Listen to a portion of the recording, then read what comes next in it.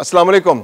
इलाकाई गुंडे इसराइल ने अमरीकी ईमा और शह पर ईरान पर हमला किया, जिसके जवाब में ईरान ने साबित कर दिया कि वहां की अवाम और क़यादत इसराइल को भरपूर और मुंह तोड़ जवाब देने का हौसला भी रखती है और सलाहियत भी रखती है।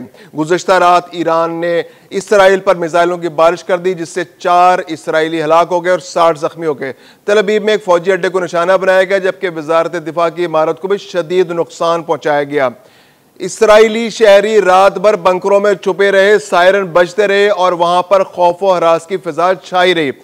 इस हमले के बाद अचानक आलमी ज़मीर जाग उठा। बहुत सी कुव्वतें जो कल तक सोई हुई थीं, जो इसराइल की हमले का तमाशा देख रही थी, आज अचानक सुलह कराने के लिए सरगर्म हो गई हैं।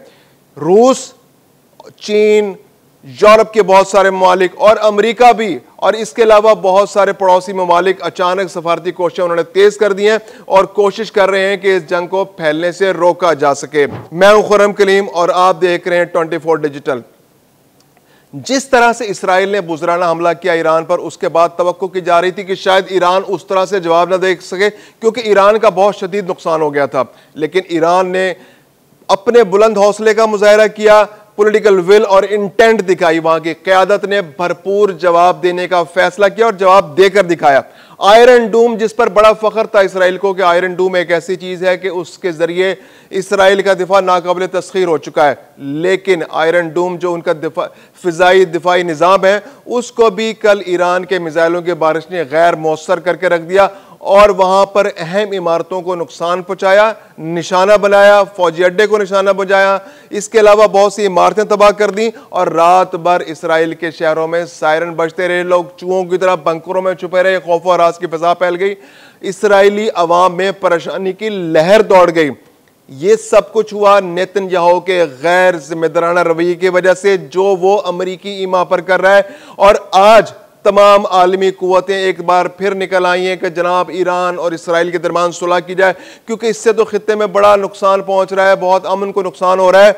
अमरीका अपने मफादात के असूल के लिए इसराइल के साथ ऐसा गठबंधन और गठजोड़ बना के बैठा है कि वो ईरान को घुटनों पर लाना चाहता है, ताकि ईरान उसके साथ वही डील जो ईरान की जो यूरेनियम अफजूदगी का जो प्रोजेक्ट है अमरीका उसको ख़त्म कराना चाहता है।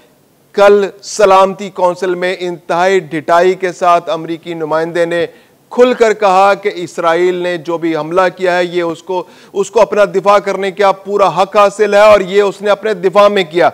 यानी कि इंतहाई भोंडे अंदाज में इस सारे हमले को जवाब फराहम किया गया कि इसराइल अपने दिफा में ये सब कुछ कर रहा है। हालांकि इसराइल से ना तो ईरान की सरहदें मिलती हैं और ईरान और वो इतने फासले पर हैं कि उसको एक दूसरे को नुकसान पहुंचाने में बहुत दुश्वारी। ईरान के लिए खास तौर पे इसराइल को नुकसान पहुंचाने का ईरान ने अब तक कोई कोशिश की भी नहीं थी, लेकिन इसके बावजूद यूरेनियम अफजूदगी का बहाना बनाकर अमेरिका ने पहले ईरान पर दबाव डाला और फिर अपने इलाकाई गुंडे इसराइल को उस पर छोड़ दिया कि वो जाकर उस पर हमला करे, और बहाना यह बनाया गया कि ये सब कुछ दिफा में किया गया।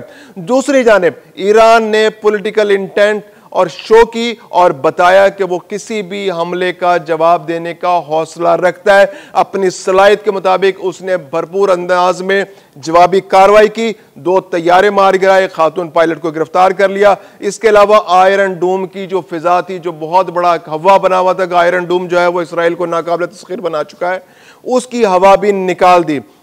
ईरान में अवाम ने जिस तरह से जश्न मनाया, फ़लस्तीन में जश्न मनाया गया कि ईरान ने जवाबी कार्रवाई की है। इसके अलावा बैतुल मुक़द्दस और यरूशलेम के अंदर भी धमाकों की आवाज़ें सुनी गई ईरान की जानिब से। इसके अलावा यमन से भी रॉकेट फायर किए गए, जिन्होंने तल अवीव को और यरूशलेम के अंदर बैतुल मुक़द्दस जहाँ पर जो इसराइली इंस्टॉलेशन थी उनको निशाना बनाया। इसराइल बुरी तरह खौफजदा है। इसके अलावा अमेरिका ने बहुत तेज से कोशिश शुरू कर दी हैं। उनकी सऊदी वाली अहद से मुलाकात हुई और उनसे दरख्वास्त की कि आप भी कोशिश करें। इसके अलावा कतर ने बहुत तेज से कोशिश शुरू कर दी हैं। पाकिस्तान तो पहले से ही जंग शुरू होने से पहले ही कोशिशें कर रहा था कि इस जंग को रोका जा सके।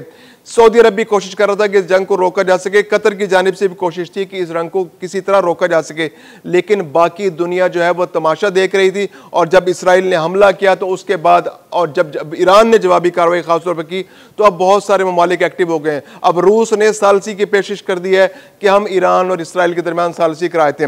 दूसरी जानिब जो ईरानी वज़ीर ख़ारजा हैं उन्होंने भी दुनिया भर के जो आलमी रहनुमा उनसे रब्ता करके उनको सूरत हाल से आगाह किया और बताया है कि इसराइल जो है वो बिला जवाज़ बिला इश्तियाल ईरान पर हमला कर रहा है। ईरान की एटमी इंस्टॉलेशंस को नुकसान पहुंचाने की कोशिश की गई है, काफ़ी हद तक नुकसान पहुंच भी चुका है। इसके अलावा फौजी और अस्करी क़यादत को निशाना बनाया गया है, साइंसदानों को शहीद कर दिया गया है और इस सारी सूरत हाल पर ईरान ने आलमी रहनुमाओं को अपडेट किया है।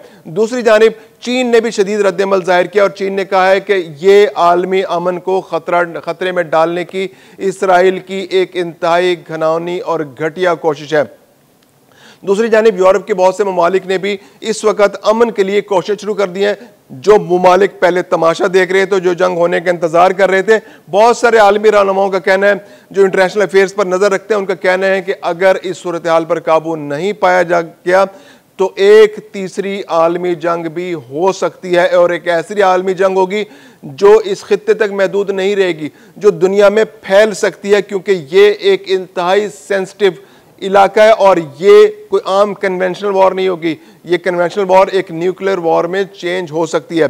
इसके अलावा पाकिस्तान ने भी शदीद रद्दअमल का मुजाहरा किया है और पाकिस्तान के वज़ीर दिफा ने, पाकिस्तान की वज़ारत ख़ारजा ने इस इसराइली हमले को इंतहाई घटिया हरकत करार दिया है, बिला जवाज़ करार दिया है और मुस्लिम उम्मा को इकट्ठे होने की तरगीब दी है।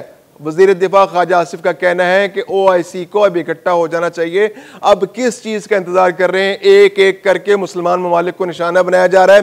क्या आप अपनी बारी का इंतजार कर रहे हैं कि जब आपको निशान बनाया जाएगा तो जब आप उठेंगे? तो वज़ीर दिफा ने ख़ास तौर पर OIC से मुतालबा किया है कि वो इस मौके पर फ़ौरन इकट्ठे हों और कोई मौसर जवाब दें, कोई मौसर मौक़िफ़ दुनिया के सामने रखें और अपनी पोजीशन को वाज़े करें कि वो किसी भी इसराइली हमले का जवाब देने का पूरी सलाहियत रखते हैं, बल्कि उन्हें भरपूर अंदाज में ईरान की पॉलिटिकल सपोर्ट करनी चाहिए और अक़वाम मुत्तहिदा के अंदर और आलमी फोरम्स पे इस मामले को उठाना चाहिए।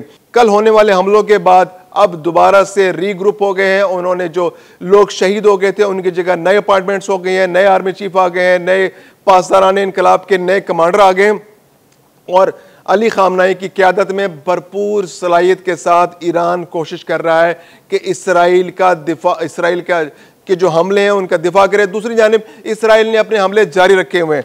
12 सूबों को उसने टारगेट बनाया ईरान के और उन 12 सूबों पर हमले के अंदर अब तक दर्जनों अफराद शहीद हो चुके हैं। लेकिन इसके बावजूद ईरानी अवाम, उनके शहरियों के, उनके वहाँ के जो अरबाब इक़्तिदार हैं, उनके हौसले बुलंद हैं और वो इसराइल के इन हमलों का जवाब देने की पूरी सलाहियत कर रहे हैं और वो पूरी कोशिश कर रहे हैं कि इसका अपने मुल्क का दिफा करें, ना सिर्फ दिफा करें बल्कि उसके बाद जवाबी कार्रवाई भी करें। और गुज़िश्ता रात से जारी जो मिसाइल हमले हैं उसने इस बात की तस्दीक कर दी है कि ईरान किसी तरह नहीं झुकेगा और इसराइल के हर हमले का भरपूर जवाब देगा। मैं हूं खुर्रम कलीम और आप देख रहे हैं 24 डिजिटल।